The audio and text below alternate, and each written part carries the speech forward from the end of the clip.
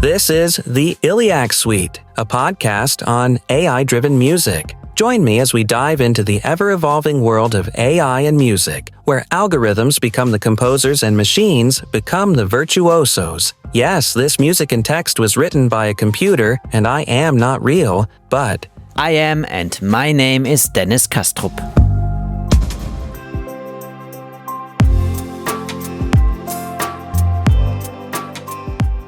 Hello humans, nice to be back here in the Illiac Suite for episode 16. This is my podcast and I can do whatever I want. So I had to skip one episode last month. I'm sorry about this, but it was not a decision I took. It was a decision I had to take because due to some schedule problems, I was unfortunately not able to record this new episode as soon as I wanted it. I'm sorry about this. But that means on the other side, in the meantime, I met and I found a wonderful artist to talk to. Shuh-nay-duh identifies as they, SENAIDA. I saw them for the first time at the New Visions Berlin Festival, an event that had its first edition in the beginning of September this year. If you are into music and technology, I highly recommend New Visions Berlin. It was a wonderful festival with wonderful people, interesting people, amazing subjects about new technology and music. I'm sure there will be a second edition next year. Check it out. I will link the event also in the notes of this episode. That's where I met Shuh-nay-duh, because we were talking on a panel about generative AI and music. But I leave it now to them, Shuh-nay-duh, to tell you more about the amazing work that you can find online about them. This is the interview I did. My name is Shuh-nay-duh. I am a transdisciplinary artist-technologist, sound architect, DJ, curator, creative entrepreneur, all the things. A lot of my work focuses around sonic cyberfeminism, generative AI, and post-humanism and sustainability. And I also have an artist collective, which I founded in 2023 called We Are the Future, which is currently based here in New York. And it's also a label, which we're working on the first compilation release right now. Mm-hmm. So you have a lot of things going on in your life. I'm really impressed. Yes. When I first saw you and I first saw what you're doing, it's so many different things and different styles. Also, maybe on one side. Tell me a little bit how you were maybe in the last year. You just mentioned it, but what are you in those fields? What are you focusing on? Maybe not about the AI in the beginning. Just tell me a little bit in general. Which of those projects is really important for you in the last maybe 2 or 3 years? What's been going on, and what can we hear from you? For sure. So I recently just graduated from NYU's Clive Davis Institute of Recorded Music, where I went to undergrad, and I'm currently doing my master's at NYU's Interactive Media Arts Low Residency Program. So for the past 4 years, I have been essentially doing school. In 2020, which is the year that I came to New York, I was working on a company. I founded a music technology company working on music neurofeedback called MySynth. And we had participated in a few incubators, and we were doing research on music information retrieval through brainwaves. And so from 2020 to 2022, I was working on that project, and I kind of pivoted at the end of 2022. I came to Berlin, actually, for the first time, and I fell in love with the techno scene and the music scene there. I had never really been like a raver or party person until then, and so it like really took me by surprise, and I fell in love with it. Which is a common story in Germany. Yes, exactly. The cliche. You live the cliche. Well, I did. So after I came to Berlin, I started DJing. And in the last year, in 23, I spent a lot of time getting into the DJing scene here in New York, exploring a lot of different venues. And I basically finished the year playing 103 shows. Wow. So I just dove right into it. I had a music background, so it wasn't too difficult. And yeah, I got to do some really fun shows like New York Fashion Week, PopCon. I played some award ceremonies and obviously like some of the bigger clubs good. here like Bossa. Yeah. Nice. And when did AI sneak into your work? Honestly, I always kind of ask this question a little bit because I remember the first time I was hearing this a little bit and how I was like I kept I'm honest, I was keeping my distance to it. I was interested, I was curious, but I was like in the mood of what's going on there. Do I want to go there? And I remember that I was hearing stuff and I thought like, that's interesting, but it didn't kick me as much as in the last 2 or 3 years. I mean, how did it sneak into your life? You know, it's interesting because, so a bit of background, my dad worked as an IT consultant for over like 25 years now. So I grew up around computers, and I'd say that he is the person who influenced me the most to be a futurist. I call myself a futurist because he's always been looking at what might be possible to build in the future, especially with like computers and technology. And so it was actually around 2019, 2020 during COVID when I first heard about Google Magenta. And that was like when they just launched it. So I was looking at the different open source code that they had on the Magenta site. They had like different little applications that you could play with. And then really shortly after they launched the Ableton plugin. And so I started using it. And that was like 4 years ago now. And I remember exploring like different apps and applications for this technology. Even in 2020, we were working on this like metronome app that used AI to detect if you're on the beat. And then later on, I incorporated it more and more into my production process. And so with this album, it's kind of taking a different approach to it, which is not just using AI to create, but rather as a distribution medium almost, and a collaborative medium, which I think is the direction that AI is going to go in, because, you know, we've all heard the AI generated music, and I feel like for me it's taking it's referencing back to like Dadaism, and like even like photography is an analogy that we always use, right? Like the advent of photography kind of killed realism painting, but in some ways it also opened up this whole new abstract expressionist era, and I feel like music is going to go in that direction as well, which I am very, very excited about. I think definitely goes in that direction. I just heard the new track from the Databots from CJ Carr for the AI contest, and if you haven't heard it, listeners, take a look at the new Databots song. It's been out for 2 weeks, I think. It's. Have you heard it? I don't think so. It's a crazy piece of different styles just put together in 3 minutes, and it's just all generated music, and like it's crazy. I just heard it yesterday, and I thought like, okay, yeah, that's exactly what it is. It's a little bit Dadaism, just do the stuff and put it out there. Exactly. But before we talk about, you just mentioned already your project. We talk about this later. I just want to know, step a little bit again back to the point where you just started using AI tools.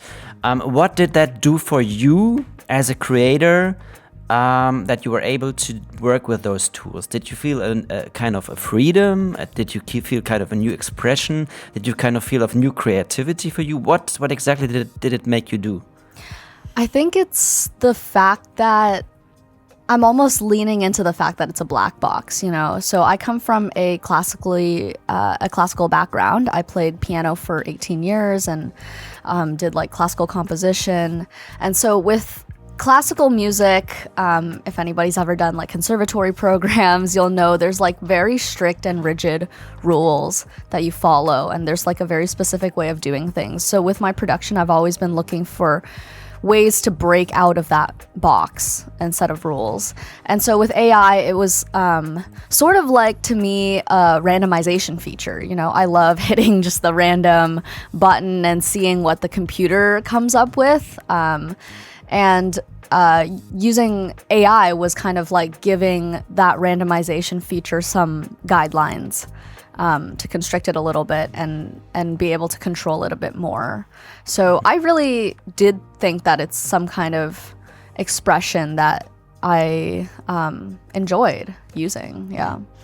That's really interesting because I talked to a lot of classic people also before, and they always say, yes, it's hard for them. I remember I did a little session with a contrabass, what it's called, and we were asking her to improvise, and she was like, I can't do this. I was like, we're gonna jam a little.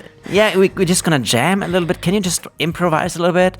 And she's like, I can't do this. And we were like wondering why, and now I understand, because after this she told me exactly what you have told me, that in the classical world everything has rules and everything is strict. But it's also interesting that you come from a classical world, which is you make this huge step. Well, no, it's not a huge step, actually. It is not a huge... No. We always think it is a huge step, but it is not a huge step. It's actually kind of... Classical world is really mathematically in order. Everything, every note has been thought of. So it didn't feel for a huge step for you either. No. It was easy. Yeah, I thought it's just the natural progression, you know? Okay. And...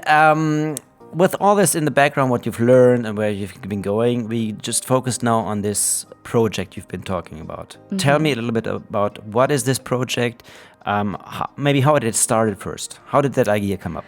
Sure. So for the last year, I've been working on an album called Kunst Kaputt, which means broken art, if you speak German. Yes. And this project... came out of actually 2 years of something that I've been practicing called Beattober. So we're in October right now, actually, and I'm doing the 3rd iteration of Beattober, where I make a beat every single day of the month. And it allows me to kind of hone in on just focusing on production and practicing or trying out new techniques every single day. So I took the Beattober beats that I've been making for the last 2 years, and I started to iterate on them. And eventually, I knew that I wanted to release a debut album. So this album kind of conceptualized when I was in Berlin last year. Actually, even the name Kunst Kaputt comes from an experience that I had where I fainted at the Gropiusbau Museum during Berlin Art Week. Mm-hmm. It was really dramatic. I hit my head. I broke some art when I fainted. Which is art in itself. Which is art. It's a performance art. And so I decided to call it Kunst Kaputt after what the security guard kept yelling at me. Okay. And the word kaputt, by the way, is it in America also common? Do people use it? Not really. Because I know it is in Quebec, in Canada. The people using the word kaputt. Yes. So I thought maybe you know it also in the US, but you don't. Because, just a little story. The word kaputt comes from it's broken.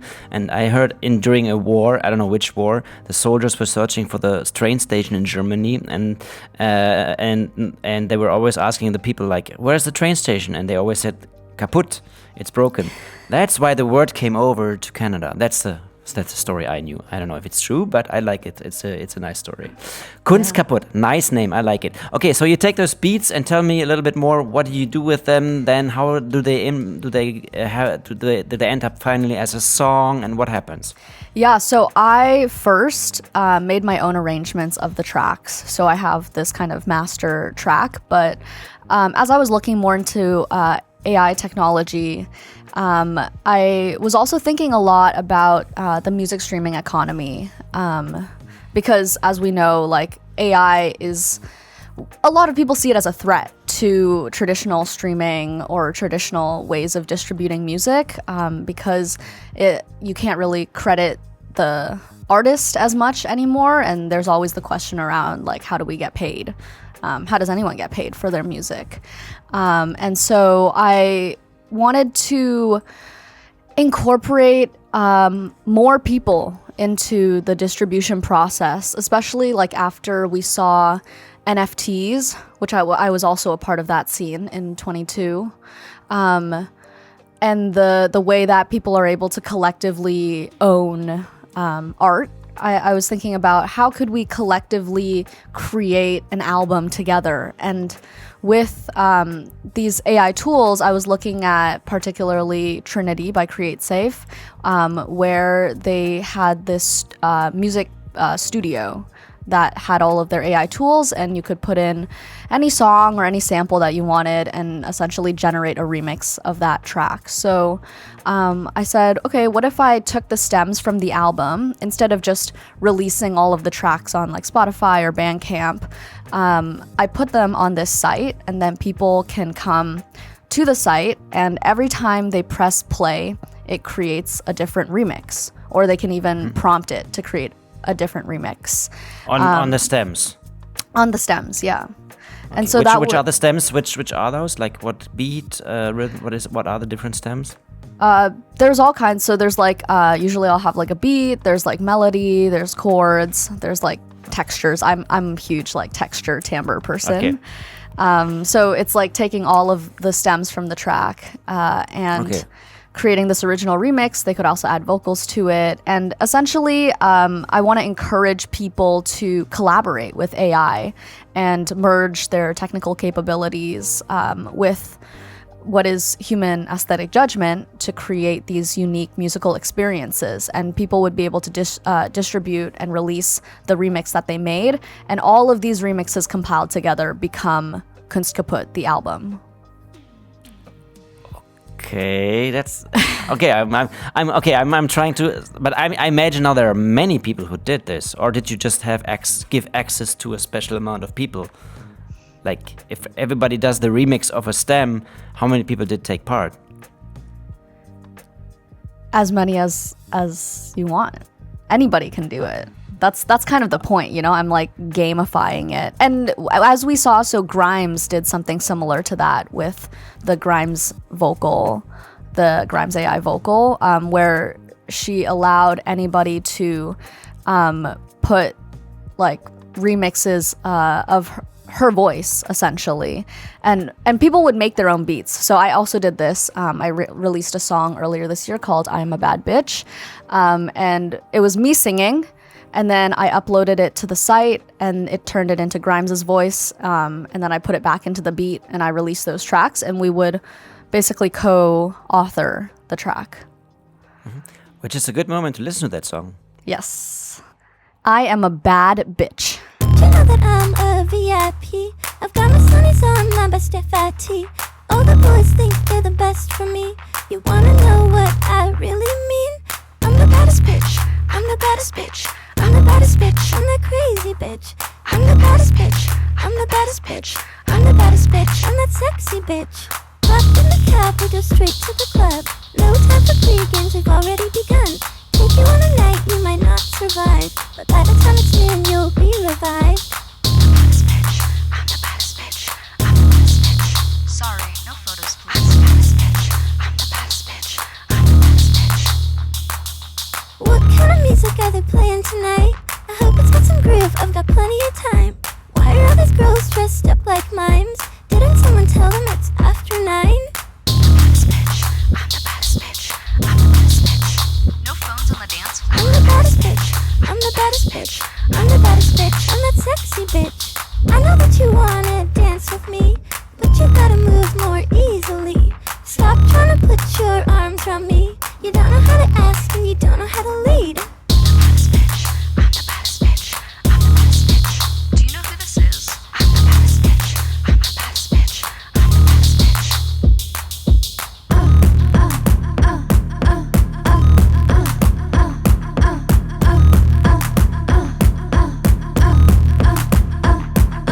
I'm the baddest bitch, I'm the baddest bitch. I'm the baddest bitch, I'm that crazy bitch. I'm the baddest bitch, I'm the baddest bitch. I'm the baddest bitch, I'm that sexy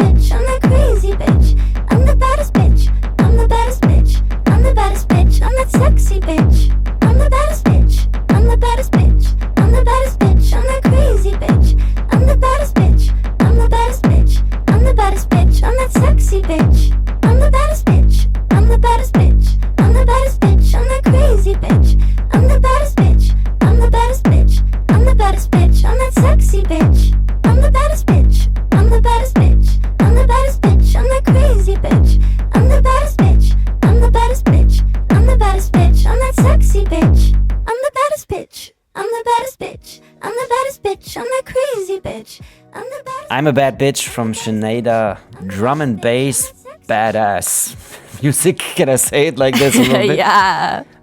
Okay, we'll take it like this. Let's talk about this again, about the project Kunst Kaputt. It is not launched in the sense yet that you cannot access this already. Is that true? When can you access this, and when's your plan to launch it? I thought when I heard it the first time, it's kind of an album. I'm so old. I think in albums, I thought like, oh my god, it's an album. It's 12 songs. No, it is an album, but it is an album that continuously changes. And a generative album. A generative album. I didn't get this in the first part, so I'm sorry, I'm excusing myself here, but now I get it, and it totally makes sense in the context of AI. So when will this be launched, and who can access this? You also mentioned it, but when will it be launched? So we're going to be launching the site in end of December, January, around New Year's, and you can look out for it by visiting kunstkaputt.world. It's a website, and if you go on there now, actually, you'll see the landing page, which is inspired by this Greek portara, because I think the portara symbolizes like a doorway or a gateway in which we are entering into the age of AI. And so I want this generative album to be both generated by AI, as we were talking about earlier, but also generated by humans. And that is the concept that I want people to understand. Okay, so it's a cooperation. It's a duo. Exactly. AI and humans do it together. Yeah, and because we don't want AI to replace music creators at the end of the day, you know. Back at our panel, we were talking about that a lot, and the core of music expression is innately human. And so the only thing that AI really affords us to do is to find this new way of expressing or sharing music, and not limit ourselves to the major streaming platforms that have really taken over the music industry nowadays, which I completely don't support, besides like Bandcamp and SoundCloud. Because as artists, we need to be taking back agency in how our music is providing value and distributed and shared with the world. And so I really want to bring more and more people into this process that, you know, anyone can make music, and we can all share in its fruits of our labor. Mm-hmm. Just to let the listeners know, we had a panel together at the New Visions conference in the beginning of September, and that's where I met Shuh-nay-duh, and I really wanted to talk with her about what she's doing, about her art, and about her project. You can watch this the video of this panel on the site of New Visions Berlin. If you search New Visions Berlin, you can still find the panel. I don't know exactly the homepage name, just search New Visions Berlin, and you will find a really interesting panel. I really loved discussing stuff with you like this. And it's interesting, you just mentioned this ongoing generative process. This is something I hear so much from artists who work with generative AI these days. We already talked about CJ from the Data Bots. They have created an ongoing stream for heavy metal since, I don't know how many months, or is it years already? The it's longest really fascinating. streaming YouTube video. The longest streaming YouTube video. And I just talked to another guy who's working on also an album, who also says like, oh, I want to continuously create music without stopping it. And it's so, and you just mentioned the same thing. And I talked to a guy 2 years ago. I think his coding name was Nexus. I have to look it up again. I did an interview with him. And he also said, I asked him like, so you're creating continuously in your virtual world music? And he said, yes. And I said like, will you publish that music one day? And it's like, well, what do you mean? It is published. I'm just creating it all over and all over again. My generation likes to create all the time. We don't have to put it somewhere. It's out there. Mm-hmm. Is that a feeling you can rely to as also a generation that maybe, I don't know, talking generations that grows up with maybe computers and gaming online? I don't know. Is that something? For sure. It's something I think about a lot. So I'm Gen Z. I was born in 2002. You can do the math. And for me, the internet has always been something that we essentially live on, One of my projects kind of adjacent to this album was exploring identity, like online identities, and how much of that is manifested in our core identities.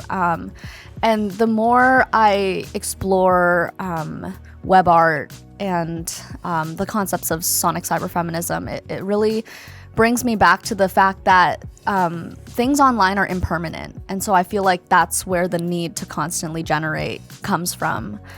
And to be able to have something continually change and morph, or even you can like edit it and replace it, and nothing is stuck in its form. And I think that really embodies what the internet has become nowadays.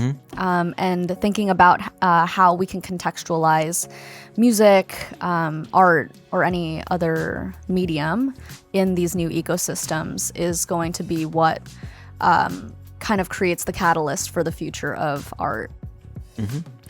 And do you have also, can we also maybe listen to one or two songs do you call them songs, from the Kunst Kaputt? Is there something you've already tried? I know it's not public to experiment with, but is there something we can also play for the listeners already? Yes, yeah. So I was playing around with Trinity, and I created one of these remixes of the track, the fourth track on the album called Curiosity. And it came up with this really cool track. It's Curiosity by Shuh-nay-duh.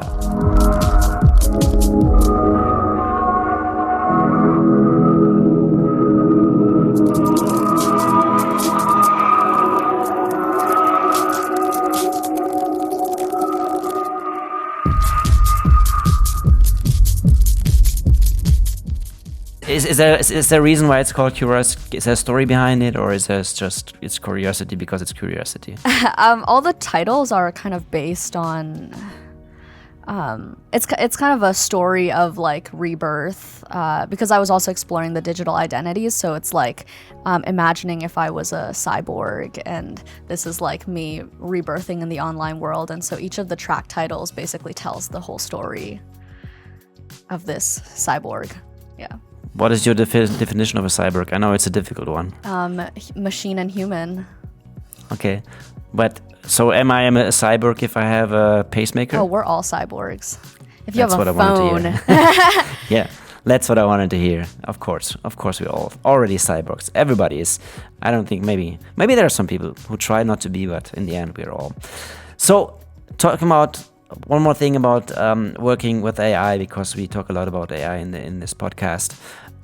Do you think we will calm down in the next 10 years? Like all this excitement, what's going on right now, because it's a new technology. Everybody's talking about how great it is. Everybody's talking about how dangerous it is. We have to discuss so many things about how to pay artists. We have to discuss things how we get some money out of the tech companies who get the big money from the artist. What do you think? And the excitement about, oh, this is so new, and the discussion also if music made by AI is real. There's so many questions. Oh yeah. What do you feel? How do you feel? Will it calm down, and we'll be so used to it? Well, Dennis, I think that is the biggest question of all. Yeah, I definitely don't think it's going away. The technology is here. It's here to stay. The way that it iterates and evolves will depend on both our physical computing technologies and developments, and also how we as a society, as a government, as a people incorporate it into our daily lives. And so I think this conversation should be had. I think it's an ongoing conversation, talking about tech ethics, talking about human rights, how we can create policies that protect us, both as people and as artists. And at the same time, I think that we're going to also see this bubble burst in the economy. because we already kind of are seeing it. What the technology is right now, it's still at its infant. It's like newborn baby stage. And so there's still a long way for it to go. One of the things I'm looking at is quantum computing. I think that's the direction we're going to look to next, because without that technology, we're not going to be able to continue to advance the AI. And one of the most exciting things that I'm going to be looking forward to is when all of the models join together. So I'm hoping that'll happen. Make it open source. That's the dream, you know? That's so interesting. I had also a discussion about quantum computer music at the New Visions in Berlin. Yes. And I was fascinated, but then I thought, me as a journalist, I'm trying to explain people right now what is AI. And then I thought, if I would right now make a report for my German radio stations about quantum computer music, they would tell me all right, Dennis, we're right now we have to understand AI, and you're already talking about quantum computer music. It's going really, really fast. But I know it's also on the horizon. I know it's there, but maybe it will be. Yeah, we can't quite imagine it yet because it's just happening now and it's unfolding before our eyes. But I think that means there's so much potential for what it could become. But what does it do to music? Who knows? We'll see in the next 30 years. All right. Thank you so much. We leave this episode with an open question, I think. That's a good one. We'll see. Or maybe I will start a new podcast about quantum computer music in 1 year, 1 month. Who knows? Thanks so much for talking to me. That was really, really interesting. And we're going to listen to one more song. You have one more song for us to listen to, maybe? This is Princess of the Hills. We're going to be releasing this as the first kind of teaser single for this project, along with a music video that we made in Unreal Engine that I'm really, really proud of. So this is Princess of the Hills. Thank you so much, Dennis. I really enjoyed this. Thanks a lot, Shuh-nay-duh. And Kunst Kaputt what was the web page? We'll link it in the liner notes. What is the name again? Kunstkaputt.world. .world. That's a nice one. Thank you so much. Good luck. And we'll talk soon with our quantum computer in the background. We'll see. Thank you. Ya. Bye.